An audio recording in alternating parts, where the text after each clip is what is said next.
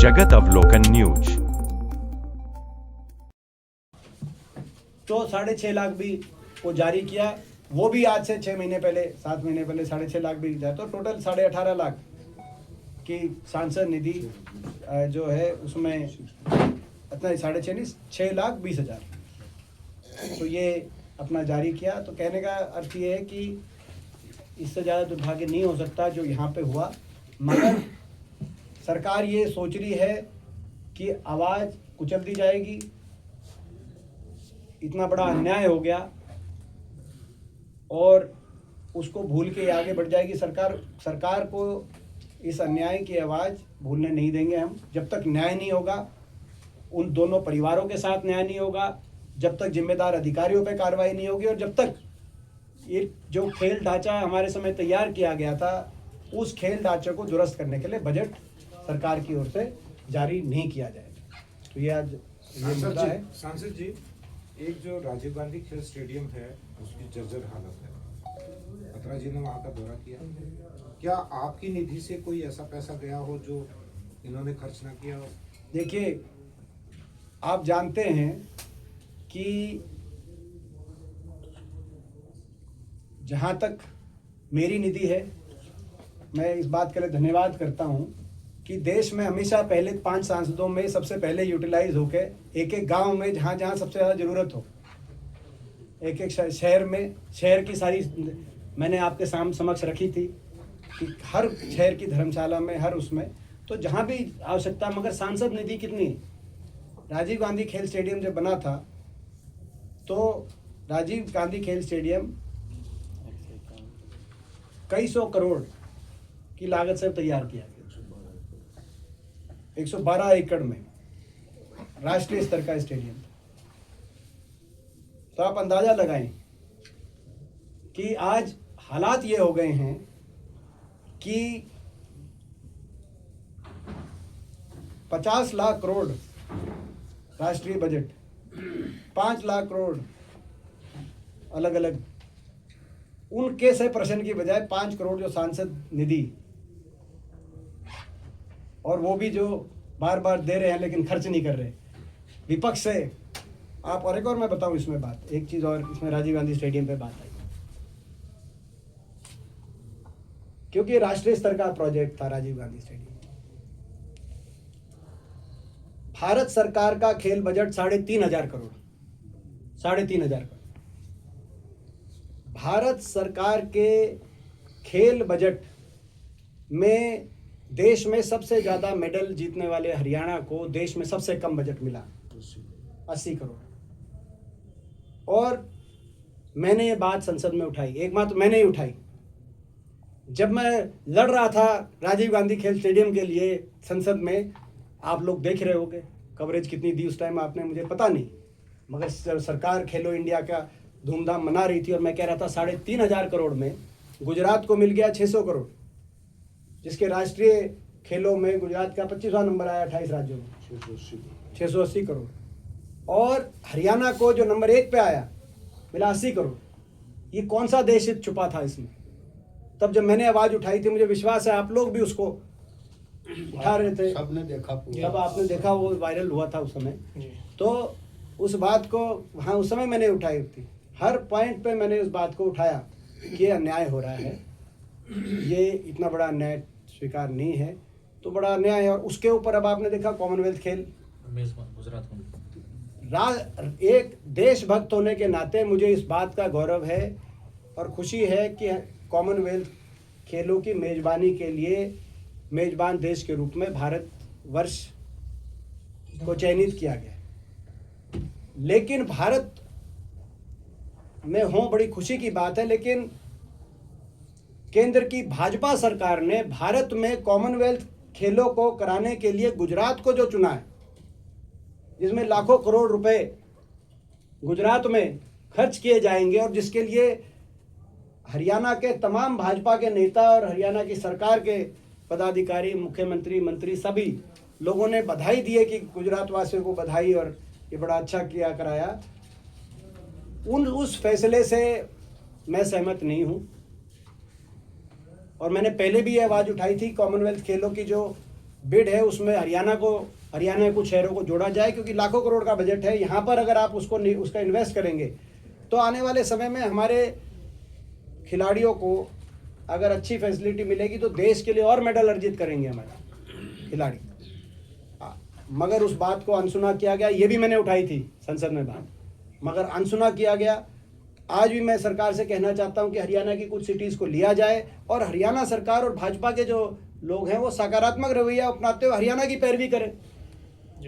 वो हरियाणा की पैरवी करने में, मगर हमने देखा है वो हरियाणा की कभी पैरवी करते नहीं।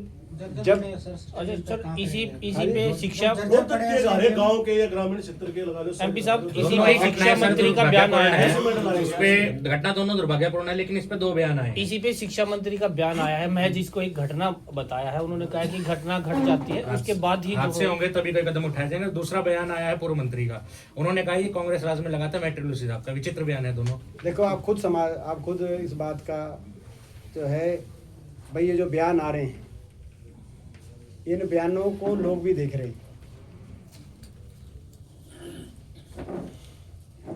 ये कहना कि पहले घटना घटित हो उसके बाद करेंगे, मगर एक मैं आपसे पूछना चाहता हूं कि जनता तो पहले ही पुकार रही थी कि भाई यहाँ पे जरूरत है। प्लेयर्स पहले मिले मुख्यमंत्री से, नायब सैनी जी से भी मिले, सारे मंत्रियों से भी मिले। आपने भी आवाज उठाई, पीछे कृष्ण बेदी जी आए हुए थे तब मीडिया ने भी आवाज उठाई, जो जागरूक मीडिया है उनने भी आवाज उठाई, लेकिन सरकार किसी की आवाज ही ना सुने और कहे कि हम तो कराएंगे नहीं। और उसके बाद जो लोकल एमपी आपका है वो कराना चाहे और 3 साल पहले बजट दे दे, उसका भी ना लगने दो बजट। और बार बार मैं चिट्ठी लिखूं कि जी मैंने दे दिया, आपके खाते में चला गया, प्रदेश सरकार के खाते में, ये लगा दो वहाँ, ये जनता का बजट था, मैं तो केवल दस्तखत करने वाला हूँ, लेकिन आप फिर भी आप ना कराएं और उसके बाद कहें कि घटना घटित होगी। तब तो कौन सी घटना, किसी की मृत्यु के बाद ऐसी बात कर रहे हैं, ये असंवेदनशीलता की हद है। और बाकी भी बहुत बयान आए हैं, बड़े दुख की बात है। लेकिन एक बात इन बयानों में और आई है, इन्होंने भी कहा कि कांग्रेस ने इतने स्टेडियम बनवा दिए, अब हमें दिक्कत हो रही है। हाँ, अब आप खुद सोचें, आप अंदाजा लगाएं, इस खेल स्टेडियम से, लाखन बाजार खेल स्टेडियम से कितने बच्चे नेशनल में पहुंचे, तब तो नहीं कहा। बाकी खेल स्टेडियम से पूरे प्रदेश के अंदर जो कांग्रेस सरकार में बने, और आप मेंटेनेंस नहीं करेंगे। अगर आप 20 साल 15-20 साल, क्योंकि ये पहली टर्म में बने थे स्टेडियम 2005 और 10 के बीच में, लगभग इनको 20 साल हो गए, 20 से 15 से 20 साल, 20 साल तक अगर आप किसी घर का भी मेंटेनेंस नहीं करेंगे, आपने इसमें नर्सरी भी तोड़ी आपने लाखन माजरा में, प्लेयर्स आप कोचेज की भर्ती नहीं करी, कोचेज होते थे, नर्सरीज होती थी, स्टेडियम्स के अपकीप आप नहीं करते तो लोकल लेवल पे वो लोग करते थे। लेकिन आप इनको 20 साल तक मैं मंत्री जी से पूछना चाहता हूँ, वो अपना घर के बारे में सोचें, जो इनका मंत्री निवास पे रहते हैं। सारे मंत्री निवास तो इन्होंने पिछले 10 साल में इन्होंने 3-3 4-4 बार रेनोवेट कराए चंडीगढ़ में, खुद का करा रखा है इन्होंने अपना रेनोवेट, मैं व्यक्तिगत नहीं जाना चाहता कितनी बार कराया। और ये खेल स्टेडियम 20 साल तक आप उसको रेनोवेट ना करें और कहें कांग्रेस के सरकार में इतने स्टेडियम बन गए, अब हमें तकलीफ है। कोई कहेगी जी कांग्रेस के सरकार में इतने स्टेडियम बन गए, और ये तो जो है अपना, तो इस तरह की जो बात है, इससे ये पता चलता है कि आज इन्होंने एक अपना कबूलनामा किया है कि इनके टाइम एक स्टेडियम नहीं बनाया इन्होंने, एक स्टेडियम का रिपेयर नहीं किया इन्होंने। नहीं तो ये बताते कि हमने ये रिपेयर किया है, 481 में से हमने 1 किया है, 2 किया है, 5 किया है, 10 स्टेडियम, ये अपना आंकड़ा जारी करें, मेरी मांग है सरकार से, ये जारी करें 481 खेल स्टेडियम जो हमारे समय बने, उनमें से मेंटेनेंस की कितने का बजट दिया है इन्होंने, मेंटेनेंस। यानी कि इनको तकलीफ है इस बात की कितने खेल स्टेडियम कैसे बन गए। खेल मंत्री का तो कहना है सर कि 600 करोड़ रुपए 10 साल में, और 150 करोड़ रुपए पीडब्ल्यूडी को दिया गया है।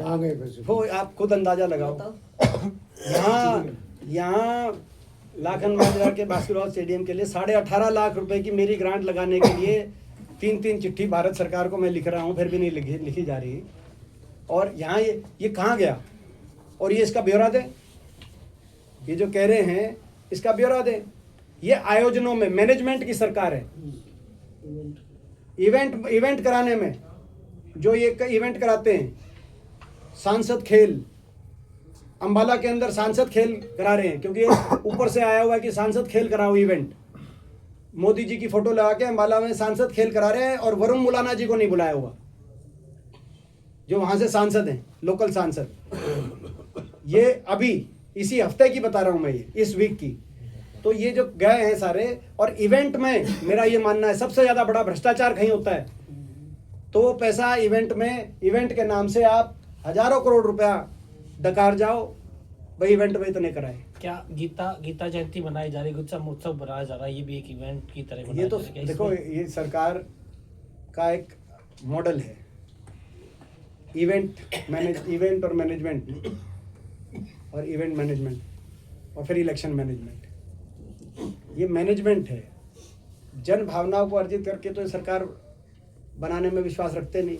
ये तो मैनेजमेंट करके, व्यवस्थाएं किसी तरीके से करा कुरा के, और इसीलिए जन भावनाओं को ठुकरा के चलते हैं। इसीलिए इनको परवाह नहीं कि बच्चे आ रहे हैं और बच्चे कह रहे हैं जी थोड़ा इसको ठीक करा दो, इनको परवाह नहीं।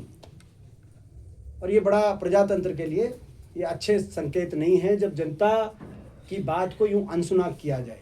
सर, आपके इस हल्के में साकला है, माइक्रो का एक इंटरनेशनल प्लेयर था जिसकी बेरहमी से हत्या कर दी गई, रोहित